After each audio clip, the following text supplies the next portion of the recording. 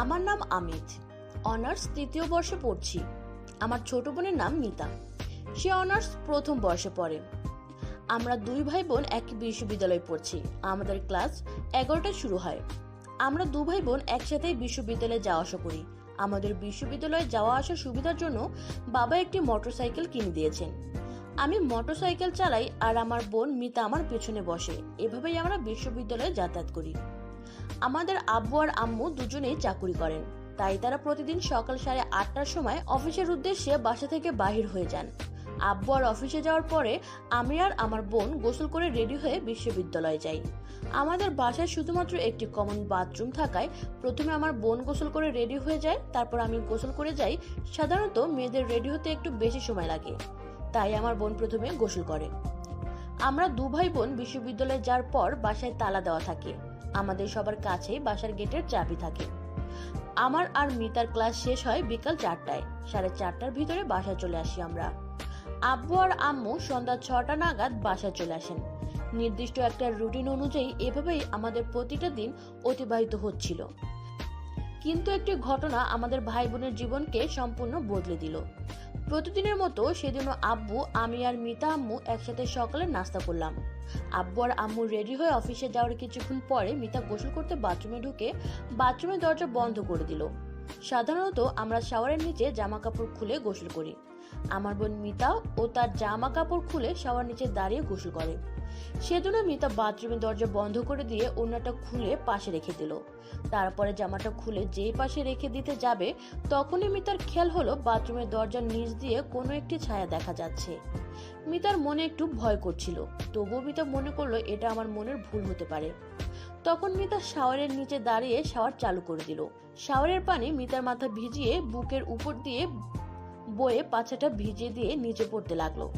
সম্পূর্ণ শরীর ভালো করে ভিজিয়ে নিয়ে মিতা শাওয়ারটা বন্ধ করে দিয়ে সাবান হাতে নিল। সাবানটা লাগানোর সময় মিতা আবার লক্ষ্য করলো বাথরুমের দরজার নিচ দিয়ে একটি ছায়া নড়াচড়া করছে। মিতার মনে হতে লাগলো কেউ হয়তো বাথরুমের দরজার ফুটো দিয়ে তার গোসল করা দেখছে। মিতা ভাবছে, কিন্তু এই সময় তো আমি আর ভাইয়া ছাড়া কেউ বাসায় নেই, তাহলে কি দরজার ফুটো দিয়ে ভাইয়া আমার গোসল করা দেখছে? আমার কথা মনে হতেই মিতা লজ্জায় ঘুরে দাঁড়ালো। তখনই মিতার মনে হলো এতক্ষণ ভাইয়া সামনে থেকে আমাকে দেখতে পাচ্ছিল, কিন্তু চালাকি করে ঘুরে দাঁড়ানোর ফলে ভাইয়া এখন আমার সম্পূর্ণ পিছনটাও দেখতে পাচ্ছে। এটা ভেবে মিতার ভীষণ লজ্জা লাগতে লাগলো। পরক্ষণেই মিতার মনে হলো হয়তো ভাইয়া প্রতিদিনই দরজার ফুটো দিয়ে আমার গোসল করা দেখে, আগে কোনোদিন মিতা লক্ষ্য করেনি। মিতা ভাবলো যদি এমনটাই হয় তাহলে ভাইয়া আমার শরীরের কোনো জায়গা দেখতে বাকি রেখেছে বলে তো মনে হয় না। যদি ভাইয়া আমার সম্পূর্ণ শরীর দেখেই থাকে তাহলে এখন আর লজ্জা করে কি হবে? মিতা আরো ভাবতে লাগলো, কিন্তু আমার তো ভুলও হতে পারে, দরজার ওপাশে ভাইয়া নাও হতে পারে, মানে আমি হয়তো লাইটের আলো পড়ে কোনো একটা ছায়া দেখা যাচ্ছে। তাই মিতা এইসব বাজে চিন্তা বাদ দিয়ে শাওয়ার চালু করে গোসল শেষ করে জামা কাপড় পরে নিল। যখন মিতা ওড়নাটা নিয়ে তার বুকের উপরে দিচ্ছিল তখন সে দেখলো দরজার নিচ থেকে ছায়াটা সরে গেল। তখন আমার বোন মিতার সন্দেহটা গভীর হলো। গোসল শেষ করে মিতা তার রুমে এসে রেডি হতে লাগলো। ওদিকে আমি গোসল করে রেডি হয়ে কিছুটা সময় পরে বিশ্ববিদ্যালয়ে যাওয়ার জন্য মিতাকে ডাকতে লাগলাম। আমি আর মিতা বাসার দরজায় তালা দিয়ে বিশ্ববিদ্যালয়ের উদ্দেশ্যে রওনা দিলাম। সাধারণত প্রতিদিন মিতা মোটরসাইকেলে আমার পেছনে বসার সময় মিতা আর আমার মাঝখানের মধ্যে মিতার ব্যাগটা রেখে দেয়, কিন্তু সেদিন কি মনে করে মিতা ব্যাগটা তার পেছনে রেখে দিল, যার ফলে আমার পিঠ আর মিতার বুকের মাঝে শুধু 3-4 ইঞ্চি গ্যাপ ছাড়া আর কিছুই থাকলো না। মোটরসাইকেল চালানোর সময় আমি যখন ব্রেক মারছিলাম তখন মিতার বুক আমার পিঠের সাথে ঘষা খাচ্ছিল। সেদিন হয়তো আমার ভাই বোন একটা আলাদা জগতে হারিয়ে গেছিলাম। সেদিন বিশ্ববিদ্যালয় থেকে ফেরার সময় আমার মনে হচ্ছিল মিতা ইচ্ছে করেই বারবার মিতার বুক আমার পিঠের সাথে চেপে ধরছিল। সেদিনের অনুভূতি এত ভালো ছিল যেটা কোনো ভাষায় প্রকাশ করা যাবে না। পরের দিন সকাল থেকেই মিতা চিন্তা করতে লাগলো কিভাবে নিশ্চিত হওয়া যায় বাথরুমের দরজার ফুটো দিয়ে আমি মিতার গোসল করা দেখি কিনা। অনেক চিন্তা করে একটা বুদ্ধি বাহির করলো মিতা। আব্বু আর আম্মু অফিসে চলে যাওয়ার পরে মিতা তার মোবাইল ক্যামেরাতে ভিডিও রেকর্ডিং চালু করে বাথরুমের বাইরে এমন জায়গায় রেখে দিল যেখান থেকে বাথরুমের দরজার বাইরে ফুটো দিয়ে কেউ মিতার গোসল করা দেখতে আসলে সেটা ক্যামেরাতে রেকর্ডিং হয়ে থাকবে। ক্যামেরা জায়গা মতো রেখে দিল মিতা, তারপরে গোসল করতে গেল। বাথরুমে ঢুকে দরজা বন্ধ করে দিল। মিতা তার জামা কাপড় খুলে দরজার দিকে তাকিয়ে দেখলো আবারও একটা ছায়া দেখা যাচ্ছে। মিতা গোসল শেষ করে বাথরুম থেকে বাইর হয়ে মোবাইলটা নিয়ে তার রুমে চলে গেল।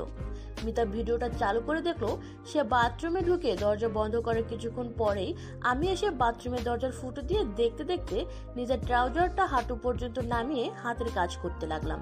আর এটা দেখে মিতার অনেক লোভ হলো। কাজ শেষে আমি তাড়াহুড়ো করে নিজের ট্রাউজারটা ঠিক করে বাথরুমের দরজার সামনে থেকে চলে গেলাম। এর একটু পরেই মিতা বাথরুম থেকে বাহির হয়ে আসলো। ভিডিওটা দেখে মিতা গরম হয়ে গেল। মিতা তখন আয়নাতে নিজের বুকটা দেখতে লাগলো। কিছুক্ষণ পর মাথায় একটা বুদ্ধি আসলো মিতার। মিতা তার মোবাইলের ভিডিও রেকর্ডিং চালু করে ভিডিও করতে লাগলো। তার মাথা থেকে কোমর পর্যন্ত দেখা যাচ্ছিল। ভিডিওতে মিতার বুক আর নাভিটা স্পষ্ট দেখা যাচ্ছে। আর মিতা বলল, আমি তোমার ছোট বোন, যদি আমাকে দেখতে তোমার ভালো লাগে তাহলে তুমি আমাকে সরাসরি দেখতে পারো ভাইয়া। চোরের মতো বাথরুমের দরজার ফুটো দিয়ে চুরি করে দেখার দরকার নেই। আই লাভ ইউ ভাইয়া। এইটুকু বলে একটা ফ্লাইং কিস দিয়ে ভিডিও রেকর্ডিং বন্ধ করে দিল মিতা। আমি আর মিতা বিশ্ববিদ্যালয়ে যাওয়ার জন্য রওনা দিলাম। মিতা মোটরসাইকেলের পিছন থেকে আমাকে জড়িয়ে ধরে চিন্তা করতে লাগলো কিভাবে ভাইয়াকে আমার ভিডিওটা দেখাবো। তখন আমি বললাম, কি রে মিতা, তোর ভয় লাগছে নাকি? মিতা বলল, না তো ভাইয়া, ভয় লাগছে না। আমি বললাম, তাহলে আমাকে এত জোরে ধরে রেখেছিস কেন? মিতা বলল, ধরে রাখতে ভালো লাগছে ভাইয়া। সারাদিন ক্লাস করে বিকালে আমরা বাসায় ফিরলাম। সারাদিন মিতার মনটা ছটফট করছিল। কিভাবে আমাকে তার ভিডিওটা দেখাবে সে বুঝতে পারছিল না। রাত 11টার দিকে মিতা বিছানায় শুয়ে ছটফট করতেছিল। তার কিছুতেই ঘুম আসছে না। মিতা তার ভিডিওটা চালু করে আবার একবার দেখে মনের মধ্যে অনেক সাহস নিয়ে আমার মোবাইলে মিতা ভিডিওটি পাঠিয়ে দিল। প্রায় 15 মিনিট হয়ে গেল, তবুও মিতার পাঠানো ভিডিওটা সিন হলো না। মিতা ভাবতে লাগলো, ভিডিওটা ভাইয়া দেখছে না কেন। মিতা বারবার দেখতে লাগলো। প্রায় 1 ঘন্টা পার হয়ে গেল, তবুও ভিডিওটা সিন হলো না। তাহলে কি ভাইয়া মানে আমি ঘুমিয়ে পড়েছি নাকি, তাই ভাবছে মিতা। রাত 1টা পার হয়ে গেল, তবুও কোনো রেসপন্স পেল না মিতা। মিতা নিরাশ হয়ে ঘুমিয়ে পড়ল। পরের দিন সাপ্তাহিক ছুটি থাকায় আব্বু আম্মু মিতা আমরা সবাই বাসাতেই ছিলাম। সবাই একসাথে সকালে নাস্তা করলাম। নাস্তা করার সময় মিতা আমার কোনো পরিবর্তন দেখতে পেল না। তার মানে আমি এখনো মিতার ভিডিওটা দেখিনি। সকাল 10টার দিকে মিতা তার রুমে বসেছিল। হঠাৎ মিতার মোবাইলে মেসেজ আসলো। মিতা মোবাইলটা হাতে নিয়ে দেখলো আমি মিতাকে মেসেজ পাঠিয়েছি। মিতার পাঠানো ভিডিওটা আমি রিপ্লাই দিয়ে লিখেছি, মিতা এটা কি ধরনের পাগলামি। আমার মেসেজটা দেখে মিতার হার্টবিট বাড়তে লাগলো। আমি মিতার ভিডিওটা দেখছি। মিতা আমার মেসেজের রিপ্লাই দিয়ে সে ভিডিওটা পাঠিয়ে দিল, যেটাতে আমি বাথরুমের দরজার ফুটো দিয়ে মিতার গোসল করা দেখেছি। ভিডিওটা পাঠানোর সাথে সাথে আমি সিন করলাম। মিতা বুঝতে পারলো আমি ভিডিওতে দেখেছি। মিতা কিছুক্ষণ অপেক্ষা করলো, তখন কোনো রিপ্লাই দিলাম না। মিতা আমার রিপ্লাইয়ের জন্য অপেক্ষা করতে থাকলো। কিন্তু দুপুর পর্যন্ত আমি মিতাকে কোনো রিপ্লাই দিলাম না। শুধু ভাবতে লাগলাম আমাদের ভাই বোনের কাজ কিভাবে শুরু করা যায়। বন্ধুরা, আজ এই পর্যন্তই। পরের পর্বে আরো মজার গল্প হবে। কেমন লাগলো আজকের গল্প কমেন্টে জানাও।